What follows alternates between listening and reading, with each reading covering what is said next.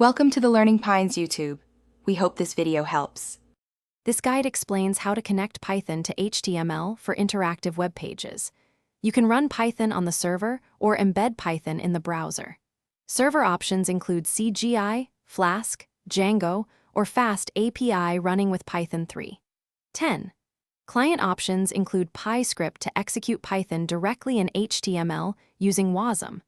Most production setups use REST or WebSocket APIs to separate backend and frontend. You will learn installation steps, example code, and debugging techniques in this guide. Expect to configure ports, virtual environments, and package managers like pip or Poetry.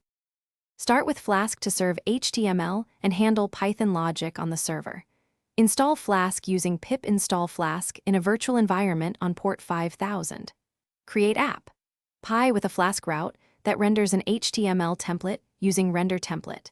Use fetch in the browser to call /API endpoints and receive JSON responses. Alternatively, embed PyScript by adding PyScript and load pyodide from CDN. PyScript runs Python in the browser with WASM, but files may be larger than 1 MB. Choose server or client approach based on latency, security, and deployment constraints. For production, deploy Flask with Unicorn behind Nginx to serve static files. Run Unicorn with 3 workers and bind to 127.0.0.1.8000 while Nginx listens on port 443. Enable HTTPS with a TLS certificate from Let's Encrypt and renew automatically. Configure cores, rate limiting, and input validation to reduce common security risks. Use environment variables for secrets and never commit API keys or passwords to Git. Monitor performance, add caching, and test endpoints with automated unit tests and load tests. Debug with logs.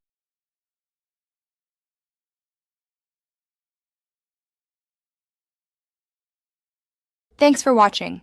Consider subscribing if we helped you.